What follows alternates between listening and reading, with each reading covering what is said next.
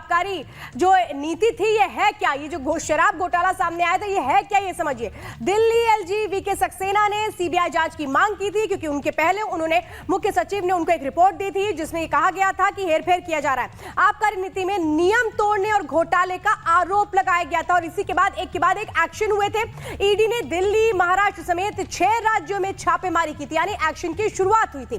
Private vendors को 144 करोड़ का फायदा पहुंचाने का आरोप लगा था। जो रिपोर्ट तैयार की गई थी कि कैसे जब ये पॉलिसी बनाई गई थी तो इसके जरिए एक बहुत बड़ा मुनाफा कमाने की कोशिश की गई थी। नियमों के खिलाफ लाइसेंस फीस माफ करने का बड़ा आरोप लगा था, यानी फायदा कैसे कमाया गया था ये है बात सामने निकल कर आई थी। एलजी के अप्रूवल के बिना बड़े फैसले लेने का बड़ा आरोप लगाया गया था। तो संजय सिंह को तो अभी आपने सुना गिरफ्तारी के पहले वो क्या कह रहे थे, लेकिन उनकी पत्नी संजय सिंह की गिरफ्तारी की बात क्या कह रही है वो भी सुनिए। पूरे कमरे, अलमारी, सारी चीज़ें की छानबीन किया है उन्होंने और फिर इसके बाद उनको कुछ नहीं मिला है। प्रोसेस पूरा उनका कंप्लीट हो गया था, लेकिन अभी क्या हुआ कि अचानक उनको गिरफ्तार कर लिया गया।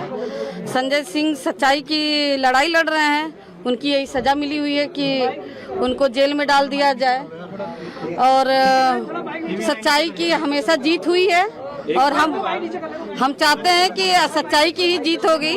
तो वो सत्य के लिए लड़े हैं तो सत्य की जीत। और जतिन भी लगातार हमारे साथ जुड़े हुए हैं। जतिन, जिन्होंने सबसे पहले बताया था जब संजय सिंह की गिरफ्तारी हुई थी। जतिन, ये बताइए, अभी भी मैं कहूं कि विक्टिम कार्ड खेलने की कोशिश हो रही है, ये बताने की कोशिश हो रही है कि जो कार्रवाई की गई है वो गलत की गई है, चाहे अरविंद केजरीवाल हो या संजय सिंह हो, सब एक सुर में एक ही बात कह रहे हैं।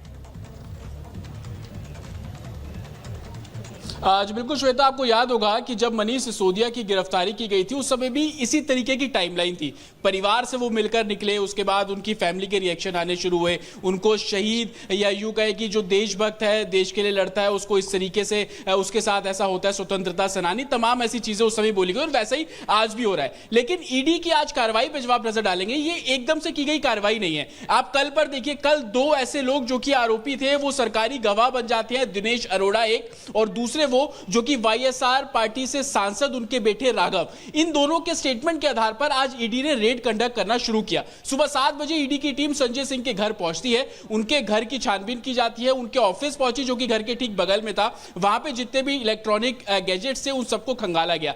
इसके पीछे आधार क्या है? आधार यह है कि दिनेश अरोड़ा ने 1 तारीख को, यानी कि आज से 2 दिन पहले जो अपने स्टेटमेंट दिए उसमें बताया कि वो किस तरीके से मनीष सिसोदिया के संपर्क में आया। संपर्क में लाने वाले शख्स संजय सिंह थे। दिल्ली के किन किन क्लब्स और इसीलिए जतिन, आप ये जो जानकारियां दे रहे हैं, दिनेश अरोड़ा की ही गवाही बड़ा आधार बनी है संजय सिंह की गिरफ्तारी की। आपसे आगे भी अपडेट लेंगे। जानकारी देने के लिए बहुत बहुत धन्यवाद। तो कल का दिन इस पूरे मामले में बेहद अहम रहने वाला है जब ईडी पेश करेगी कोर्ट में संजय सिंह को।